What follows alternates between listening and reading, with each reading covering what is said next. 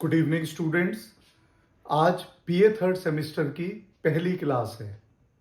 सबसे पहले हम लोग सिलेबस डिस्कस करेंगे। देखो, ये सिलेबस थोड़ा लंबा और कॉम्प्लिकेटेड है।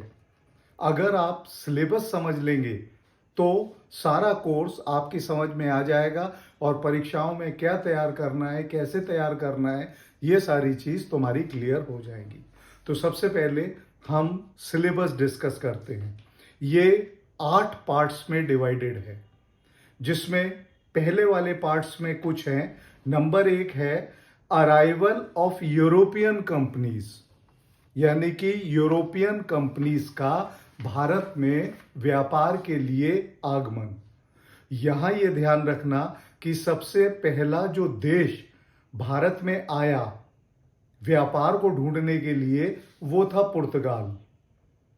वास्को डी गामा आया 1493 में, कालीकट के तट पर उतरा और उसके बाद उनका एक गवर्नर था अल्बर्के, जिसने गोवा को जीत लिया। इसके बाद 4 देशों की कंपनीज भारत में व्यापार के लिए आई। नंबर 1 डेनमार्क, नंबर 2 हॉलैंड, जिसको डच भी बोलते हैं, डच ईस्ट इंडीज, तीसरा इंग्लैंड का ईस्ट इंडिया कंपनी और चौथी फ्रांस की फ्रेंच ईस्ट इंडिया कंपनी। तो ये 4 कंपनियां भारत में व्यापार के उद्देश्य से आई थी। पहली चीज आपको यह समझना है कि भाई अचानक ये कंपनीज या यूरोप भारत से व्यापार करने का क्यों सोचने लगा समुद्र के रास्ते। यहां यह ध्यान रखना कि एक जगह है कुस्तुतूनिया, जिसको कॉन्स्टेंटिनोपल बोलते हैं। वहां पर तुर्कियों ने साम्राज्य स्थापित कर लिया और जमीन से भारत का जो व्यापार का रास्ता था बाय लैंड, भूमि के द्वारा, सड़क मार्ग के द्वारा, वो अवरुद्ध हो गया। तो अब आवश्यकता पड़ी कि समुद्र के मार्ग से किसी न किसी तरीके से भारत से व्यापार किया जाए, क्योंकि प्राचीन काल से ही भारत से व्यापार चल रहा था और वहाँ हमारे मसालों की और कपड़ों की, रेशम की, इन सब की मांग थी। तो सबसे पहला आपका पॉइंट ये रहेगा कि ये कौन कौन सी कंपनीज, मैंने आपको बता दिया है, ये भारत में आई। इसके बाद दूसरा इसी में एक पॉइंट है राइवलरी फॉर कंट्रोल, यानी कि नियंत्रण के लिए संघर्ष। कोई भी कंपनी ये नहीं चाहती कि दूसरी कंपनी भी मुनाफा कमाए, वो अकेले कमाना चाहती है, और ये तो देशों का मामला था। तो सबसे पहले पुर्तगाल को इंग्लैंड ने पीछे हटाया, एक स्वाली का युद्ध हुआ, ये मुगलों के समय में हुआ, और वहां से धीरे धीरे डेन्स जो हैं, डेनमार्क, वो व्यापार से ज्यादा और धर्म प्रचार का मामला ज्यादा पकड़ते थे। उसके बाद हॉलैंड, जब उसने देखा कि भारत में इंग्लैंड और फ्रांस की 2 कंपनियां हैं, तो उनके पास उस समय डच ईस्ट इंडीज या इंडोनेशिया का जो क्षेत्र है वो अधिकार में आ गया था, जावा, सुमात्रा, बाली, बोर्नियो। तो उन्होंने अपना व्यापार वहां तक सीमित कर दिया और भारत में इंग्लैंड और फ्रांस, इन दोनों के बीच में होड़ रही कि कौन भारत में अपने आप को स्थापित कर पाता है। और अल्टीमेटली इंग्लैंड इसमें विजयी रहा। उसने फ्रांस को, एक लड़ाई हुई है, अंतिम लड़ाई 1760 में, वेंडिवाश का युद्ध, उसमें फ्रांसीसी सेना को या कंपनी को पराजित कर दिया और उसके बाद भारत में केवल एक कंपनी का होल्ड रहा और वो था ब्रिटिश ईस्ट इंडिया कंपनी। ये तुम्हारा दूसरा पॉइंट है। इसके बाद तीसरा उसी से है, ascendancy of British East India Company, कि कैसे ब्रिटिश ईस्ट इंडिया कंपनी ने बाकी देशों की कंपनियों को एक किनारे कर दिया और अपने आप वो सबसे बड़ी कंपनी के रूप में भारत में स्थापित हो गई।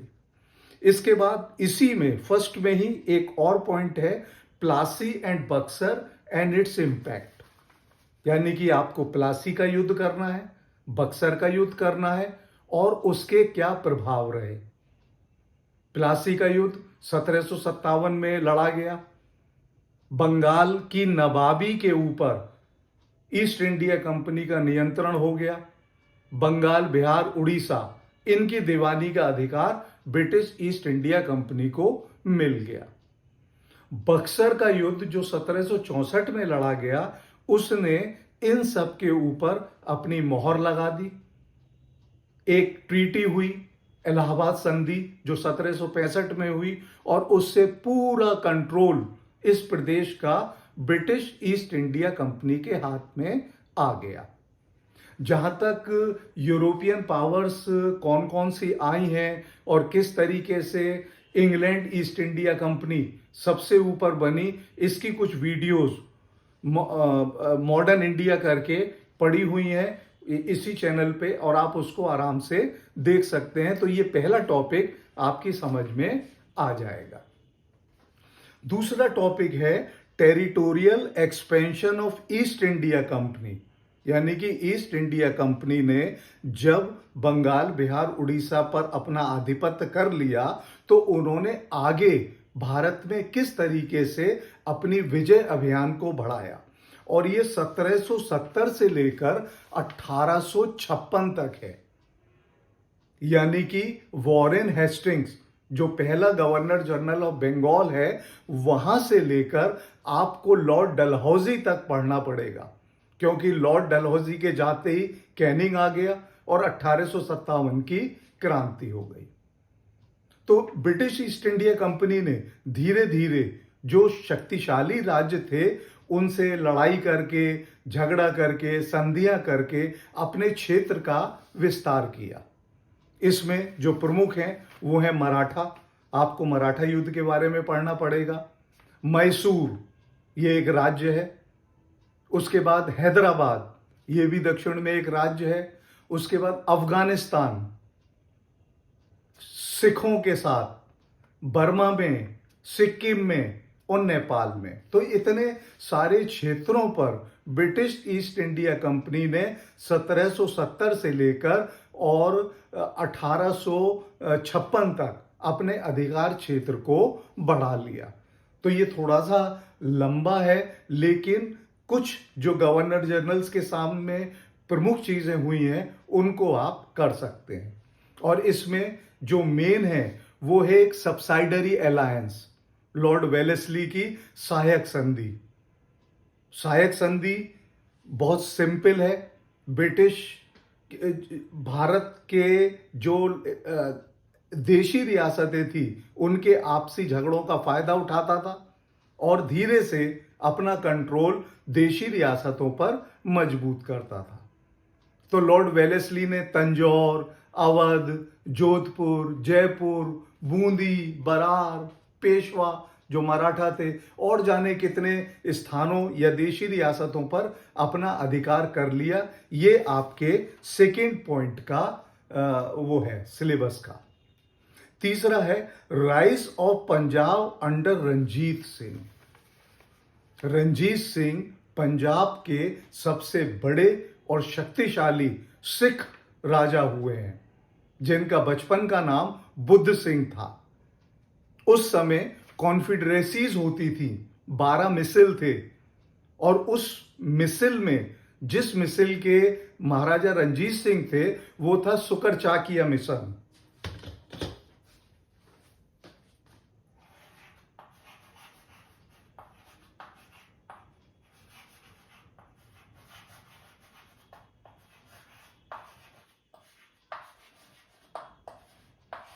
ये 12 मिसल हैं। इन मिसल के बारे में भी आपको थोड़ा बहुत पढ़ना पड़ेगा।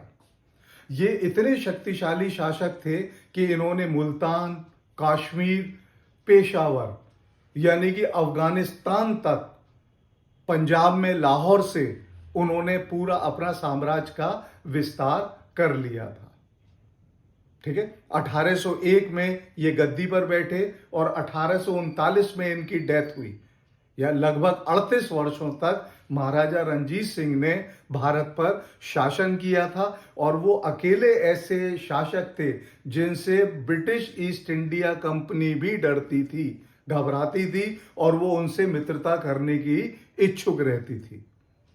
और रंजीत सिंह की महानता आप इसी में देख सकते हैं कि इनको शेर पंजाब का टाइटल मिला और इन्होंने अफगानिस्तान का जो बादशाह था शाह शुजा दुर्रानी, उससे कोहिनूर हीरा भी लिया था। तो महाराजा रंजीत सिंह का कॉन्क्वेस्ट, उन्होंने कौन कौन से स्थानों पर अपना अधिकार बनाया और उनका शासन प्रबंध क्या था, ये आपका तीसरा टॉपिक है।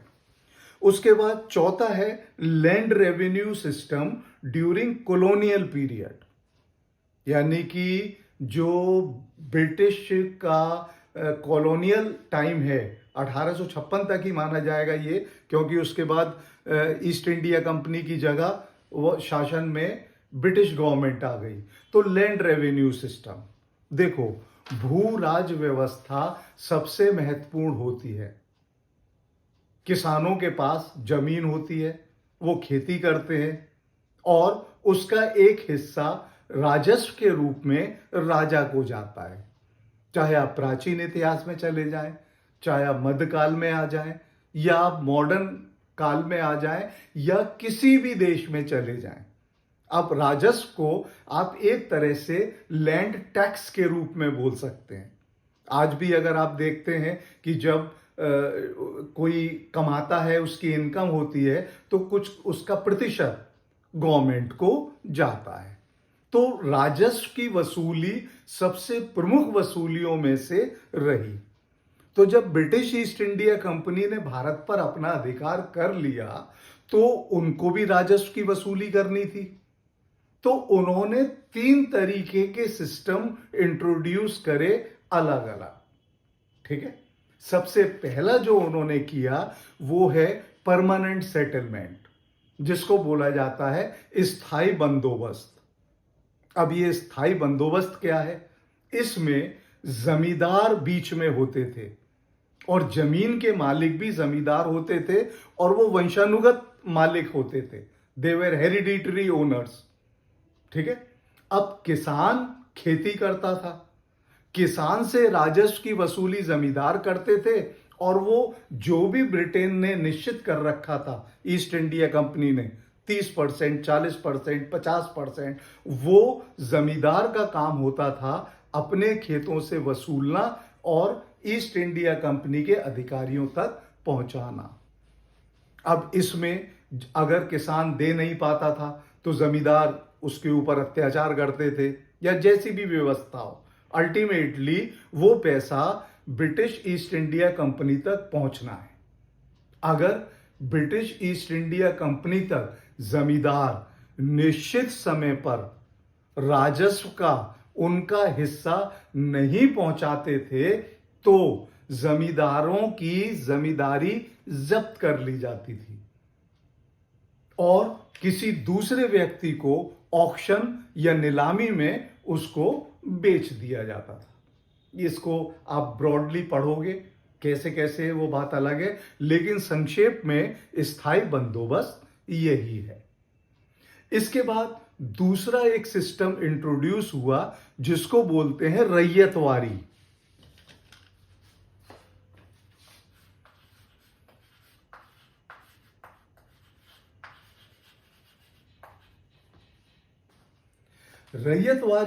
रैयत मीन्स किसान। अब ब्रिटिश ईस्ट इंडिया कंपनी ने राजस्व की वसूली का एक और तरीका निकाला।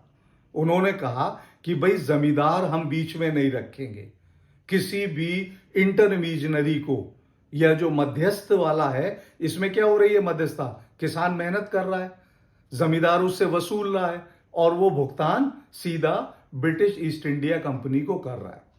रैयतवारी सिस्टम में सीधा जो कंपनी होती थी वो किसानों से राजस्व निर्धारित करती थी कि भाई तुम्हें 50%, 40% हमें राजस्व देना है। तो किसान सीधा कंपनी को अपना राजस्व पहुंचाता था। अगर वो राजस्व सही तरीके से नहीं पहुंचा पाता था या कम पहुंचा पाता था, तो इस कंडीशन में उस रैयत या किसान की जो भूमि थी वो जब्त कर ली जाती थी। ये रैयतवारी सिस्टम है। ब्रिटिश ईस्ट इंडिया कंपनी ने तीसरी व्यवस्था भी निकाली थी जिसको महलवारी बोलते हैं।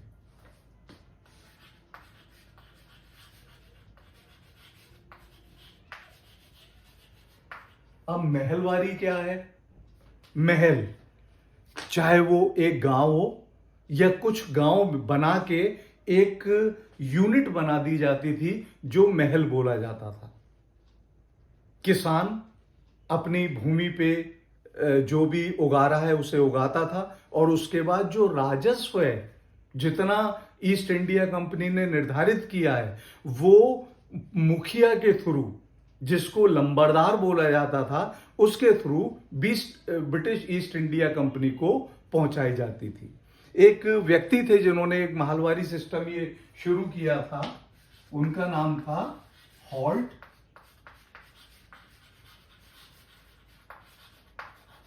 मैकेंजी।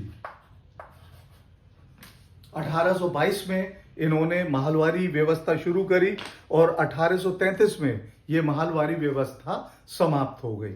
गंगा की घाटी में, मध्य भारत में, पंजाब में, यहां पर यह व्यवस्था चलती थी महलवारी। तो आप तीनों व्यवस्था देख ली आपने जो आपको पढ़नी है। स्थायी बंदोबस्त, जमींदार बीच में है। रैयतवारी, सीधे किसानों से ईस्ट इंडिया कंपनी का संपर्क है। और महलवारी यानी कि एक महल है जिसका मुखिया, लंबरदार जो है, वो बीच में है किसानों और ब्रिटिश ईस्ट इंडिया कंपनी के। तो ये तीनों सिस्टम आपको पढ़ने हैं। उसके बाद फिर इंडियन रिनाइसा आपको पढ़ना है।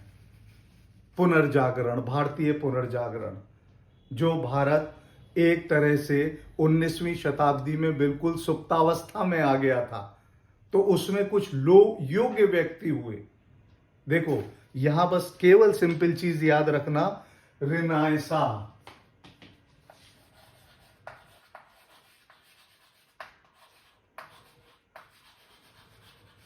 ये फ्रांसीसी शब्द है। जब हम इसे लिखते हैं अंग्रेजी में, हिंदी में तो पुनर्जागरण लिख देते हैं, जब इंग्लिश में लिखते हैं तो इसकी स्पेलिंग रिनाइसांस होती है। लेकिन जो फ्रेंच वोकेबुलरी है उसमें ANCE आ का स्वर देता है, तो इसको रेनाइसा बोला जाता है। इस रेनाइसा में लोग, उन्होंने जो समाज में गड़बड़ हो रही थी, ठीक है, उसके अलावा बाकी सारी चीज में जो एक लाइफ का सिस्टम है वो खराब हो रहा था, उसमें परिवर्तन का दौर चलाया भारतीयों ने अपने लिए।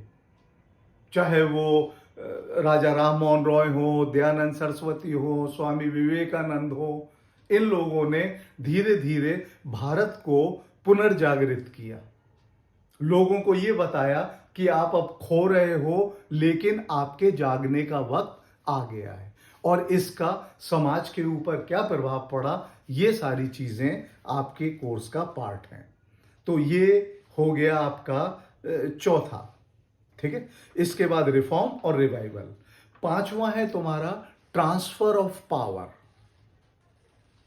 शक्ति का हस्तांतरण, फ्रॉम कंपनी टू क्राउन। इसमें 1857 सबसे महत्वपूर्ण है। लॉर्ड डलहौजी की जब नीतियां पढ़ोगे, क्योंकि आपके कोर्स में ये है 1770 से 1856, तो आप देखोगे कि सारे जो गवर्नर जनरल हैं वो इस उसमें थे कि अधिक से अधिक भारतीय हिस्सा उनके कंट्रोल में आ जाए। और लॉर्ड डलहौजी ने तो खुलेआम एक स्कीम निकाल दी जिसको डॉक्ट्राइन ऑफ लैप्स बोला जाता है, और उस आधार पर उसने और देशी रियासतों को अपने अधिकार में करना प्रारंभ कर दिया। इसका दुष्परिणाम ये निकला कि देशी रियासतों ने ब्रिटिश ईस्ट इंडिया के खिलाफ बगावत कर दी और 1857 की क्रांति हुई। बहुत जगह फैली है, झांसी, ग्वालियर, दिल्ली, मेरठ, कानपुर, ठीक है, इवन बिहार, आसाम तक भी ये फैली थी, राजस्थान के कुछ हिस्सों में भी फैली। और उसके बाद 1857 के बाद ब्रिटिश ईस्ट इंडिया का जो रूल है भारत पे उसे समाप्त कर दिया गया और उसके स्थान पर ब्रिटिश गवर्नमेंट का यानी कि रानी का या राजा का शासन वहां पर शुरू हो गया। यानी कि the power was transferred from company to crown, मुकुट के हाथ में आ गई। ब्रिटिश पार्लियामेंट के हाथ में हम लोगों की सत्ता 1857 के बाद आ गई। ये आपको करना है। इसके बाद कुछ वो हैं गवर्नर जनरल्स जो इन्होंने स्पेसिफिकली कहे हैं। इसमें 3 दिए हैं उन्होंने, लॉर्ड लिटन दिया है, लॉर्ड रिपन दिया है और lord Curzon and partition of Bengal. ये आपका 5वां और बहुत इंपॉर्टेंट है। देखो, लिटन जो है वो रिएक्शनरी गवर्नर जनरल था या वॉइसरॉय था, यानी कि वो प्रतिक्रियावादी था और वो भारत के ऊपर बहुत सारे जनता पे अंकुश लगाना चाहता था। उसने एक बहुत इंपॉर्टेंट एक्ट निकाला, वर्नाक्यूलर प्रेस एक्ट। ये 1878 में उसने निकाला था और इस एक्ट से उस समय हो क्या रहा था, जैसे दुर्भिक्ष आ रहे थे, ये सारी चीजें आ रही थी, भारतीय जनता बहुत परेशान थी। तो जो समाचार पत्र थे वो न्यूज निकालते थे, जनता भी सुनती थी और वो इंग्लैंड तक भी जाती थी। तो उन समाचार पत्रों पर नियंत्रण करने के लिए वर्नाक्यूलर प्रेस एक्ट लगाया गया। और चूंकि वो प्रेस पे नियंत्रण कर रहा था, इसका एक दूसरा नाम भी है गैगिंग एक्ट।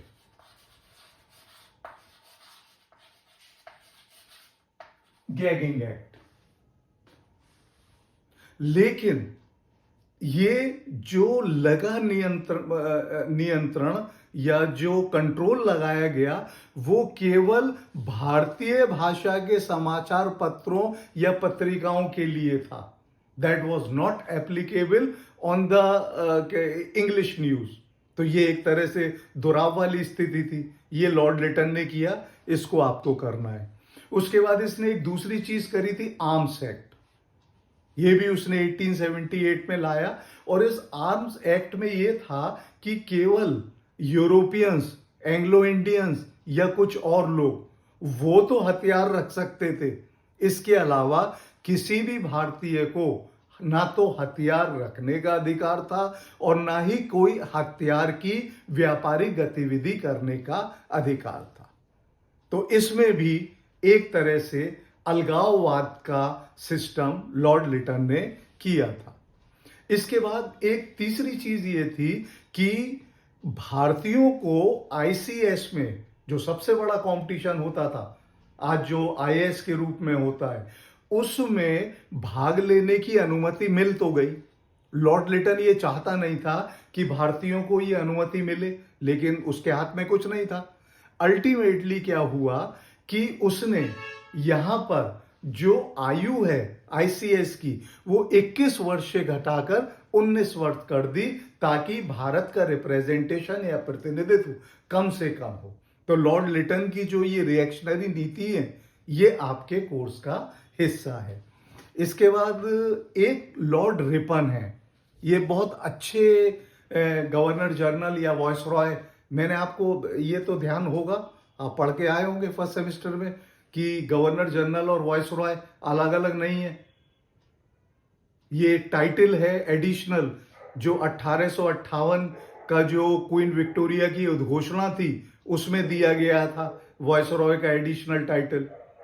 देखो, ब्रिटेन के भारत में 2 तरीके के शासन हैं, एक जो सीधे उसके नियंत्रण में आ रहे हैं और दूसरा देशी रियासतें। तो जब वो उन क्षेत्रों से गवर्नर जनरल बात करता था जो सीधे ब्रिटिश ईस्ट इंडिया कंपनी के नियंत्रण में हैं, तो वो अपने आप को गवर्नर जनरल कॉल करता था। लेकिन जब वो देशी रियासतों से बात करता था तो वो अपना टाइटल लिखता था वाइसरॉय, और वाइसरॉय का अर्थ होता है किंग्स रिप्रेजेंटेटिव। यानी कि जब वो देशी रियासतों से बात कर रहा है तो वो मुकुट के प्रतिनिधि के रूप में बात कर रहा है।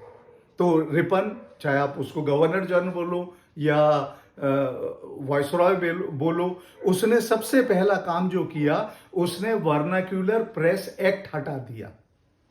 यानी कि जो नुकसान भारतीय पत्र पत्रिकाओं को भाषा वाले हो रहा था वो उसने हटा दिया।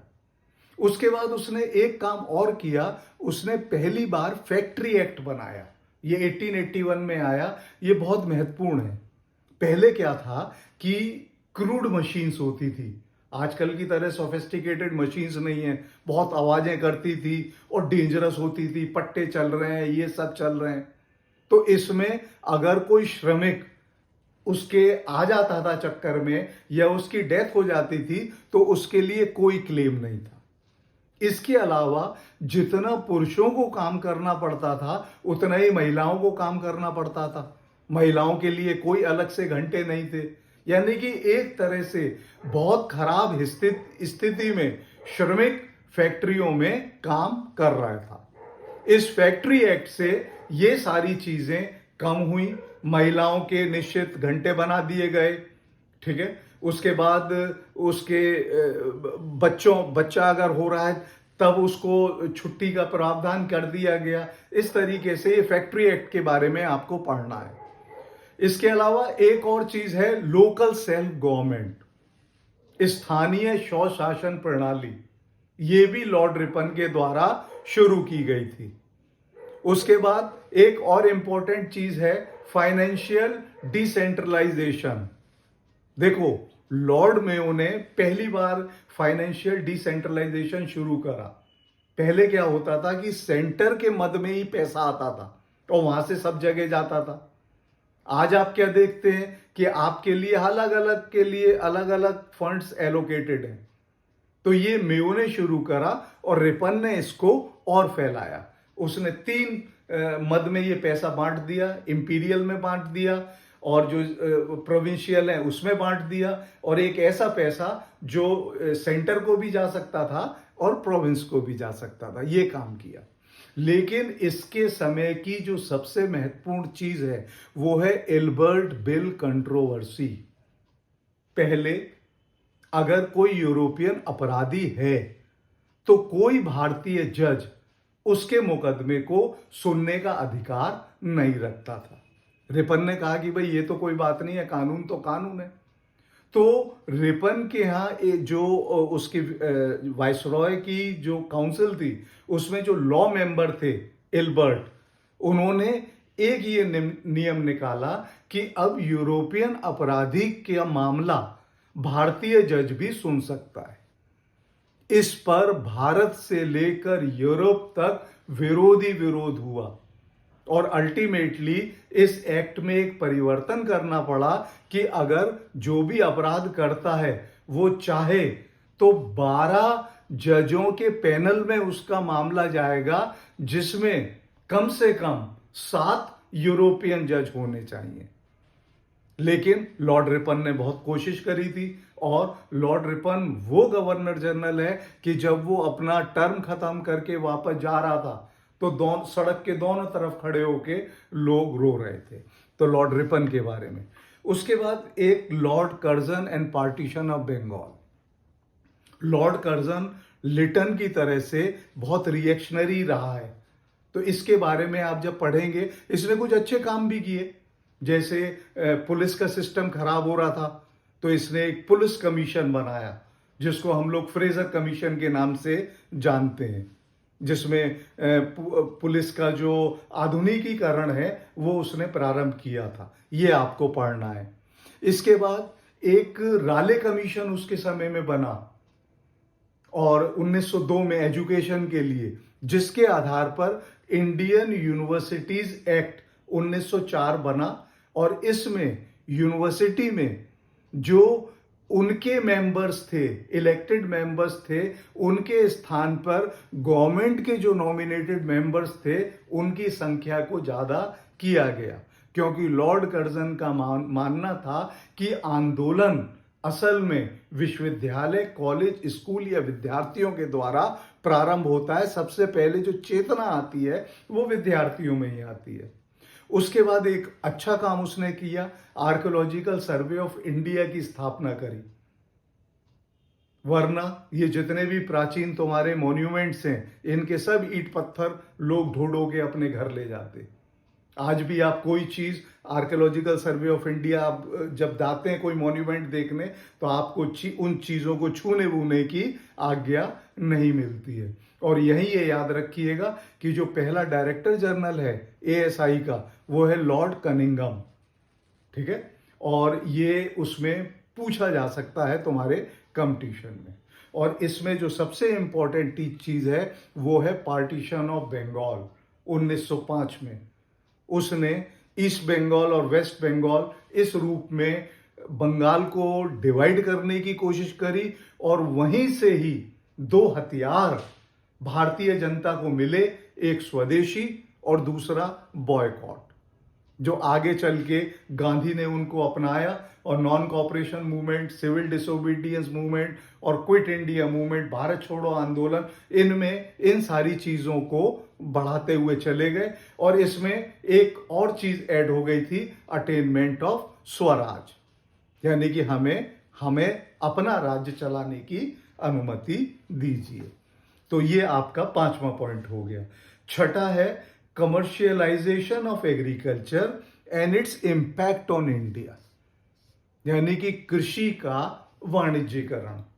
प्राचीन काल से क्या होता था, गांव एक यूनिट होती थी, लोग खेती करते थे, चाहे वो प्रोडक्टिव लैंड है, उपजाऊ भूमि है, नहीं है, पर वो अपना ग्रो करते थे।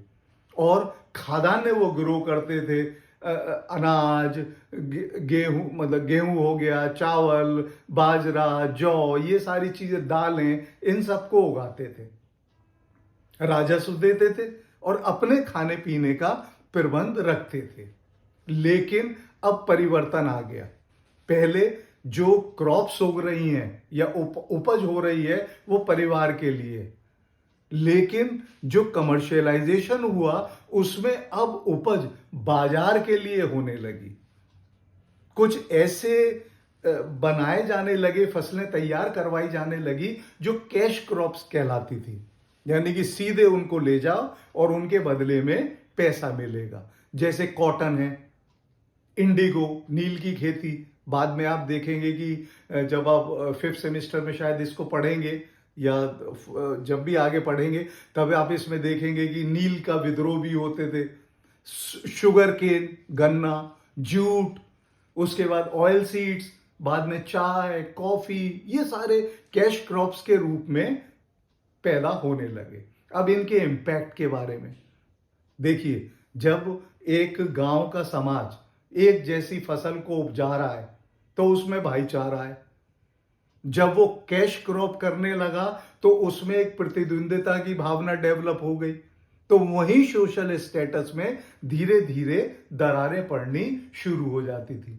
उसके बाद ईस्ट इंडिया कंपनी के हाथ में एक अस्त्र आ गया, वो जबरदस्ती किसान के खेत में कुछ हिस्से में इन कैश क्रॉप्स को उगवाती थी।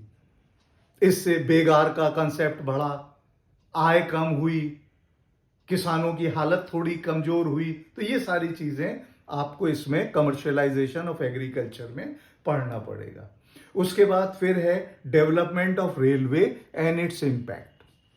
देखो, रेलवे का जो डेवलपमेंट है वो एक तरह से लॉर्ड डलहौजी के समय में शुरू हुआ, और 1853 में पहली बार पैसेंजरों के लिए एक गाड़ी चली जो बंबई से ठाणे तक जाती थी। इसके तुरंत बाद जो कोल फील्ड है रानीगंज में, उसके लिए गुड्स वाला भी एक ट्रैक तैयार किया गया, और वो ट्रेन कलकत्ता से रानीगंज जाने लगी। थोड़े दिन बाद ही वो शुरू हो गई। इसके बाद धीरे धीरे भारत में पटरियों का जाल बिछता चला गया। और इसमें जो सबसे स्पेशल चीज आपको ध्यान रखनी है कि उसका जो फंड एलोकेशन था, जो बड़ी बड़ी यूरोपियन कंपनियां उसमें इन्वेस्ट करती थी, वो जो नेशनल बजट है उससे अलग था। और आज भी रेलवे का बजट इंडियन बजट से अलग आता है। डलहौजी ने इस चीज को शुरू किया, he is known as father of Indian railways. और उसके बाद धीरे धीरे आप बढ़ते चले गए। 1947 तक आपके पास 6 जोन थे, उसके बाद 42 जोन हुए, उसके बाद आप इंटीग्रेटेड कोचेस और इंजन्स भी अपने आप बनाने लगे, और आज आप वंदे भारत तक पहुंच गए हैं। लेकिन यहाँ आपको केवल वहीं तक बताना है जहां तक आपका कोर्स का स्ट्रक्चर है। इसके बाद 7th पॉइंट आपका है development of education in colonial India. ठीक है, किस तरीके से जो शिक्षा है उसका विकास हुआ। यहां सबसे पहले ध्यान रखना कि भारत में ब्रिटिश ईस्ट इंडिया कंपनी ने सबसे पहली बार 1813 के चार्टर एक्ट में शिक्षा के लिए 1 लाख रुपए का फंड निर्धारित किया। वो चलता रहा कि एजुकेशन कैसे दी जाए, क्या दी जाए, सालों बीत गए। उसके बाद एक मेंबर आए लॉर्ड मैकॉले, जो इंग्लिश के पक्षधर थे, और वो चाहते, वो उनका ये क्या कहना था कि पूरे भारत का जो साहित्य है उसको ब्रिटेन की 2 अलमारियों में रखा जा सकता है, यानी कि इससे बड़ा प्रहार हम भारतीयों के गाल पर और कोई हो नहीं सकता। कारण क्या था?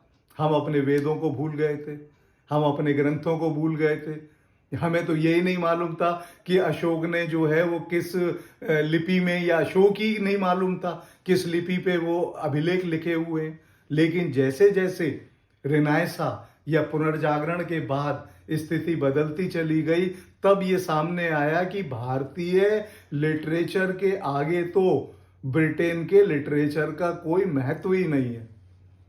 पर ये बात की बात है, यहां पर ऐसा हुआ। और उसके बाद सबसे पहला एक कमीशन जो बना वो वुड्स डिस्पैच बना, ये 1854 में आया। ठीक है, ये पहला ऐसा कमीशन है जो भारत में उसने काम करना शुरू करा। और ये चूंकि पहला कमीशन है इसलिए इसको बोला जाता है Magna carta of Indian education.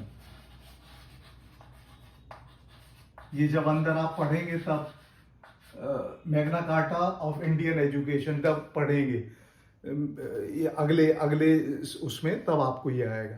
इसके अलावा बहुत सारे और कमीशन बने, हंटर कमीशन बना, फिर राले कमीशन, मैंने आपको उसका जिक्र करा, 1902 में राले कमीशन बना, जिसके आधार पे इंडियन यूनिवर्सिटीज एक्ट 1904 बना।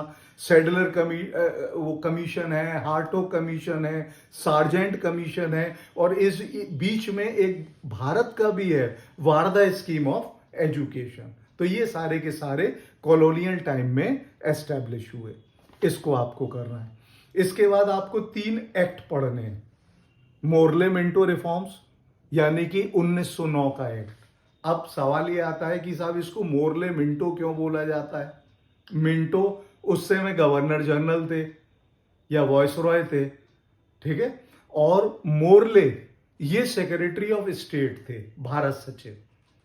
जब ब्रिटेन ने कंपनी के शासन को हटाकर क्राउन का शासन यहां पर स्थापित कर दिया, तो ये जो बोर्ड ऑफ कंट्रोल और ये सारी चीजें खत्म हो गई, सीधा ब्रिटिश के कंट्रोल में आ गया। तो भारत में सबसे बड़ा है गवर्नर जनरल या वॉइसरॉय, और भारत में वो किसी के प्रति उत्तरदायी नहीं है। लेकिन इंग्लैंड में वो भारत सचिव, जो एक पद का सृजन किया गया था, उसके अधीन था, secretary of state for India, और वो एक भारतीय मामलों का मंत्री होता था। जो रूलिंग गवर्नमेंट होती थी उसका एक मंत्री को भारत मंत्रालय दिया जाता था, और वो भारत मंत्रालय के जो भी मामले होते थे वो संसद में रखता था। चाहे वो विपक्ष अगर कोई प्रश्न कर रही है तब वो रखता था, या उसे कोई भारत के मामले में कोई मैटर बनाना है। तो जो 1909 के ये सारे एक्ट हैं, जैसे 1919 का एक्ट है, उसको हम बोलते हैं मॉन्टेग चेम्सफोर्ड रिफॉर्म या सुधार। तो चेम्सफोर्ड गवर्नर जनरल है और मॉन्टेग जो है वो उस समय भारत सचिव है।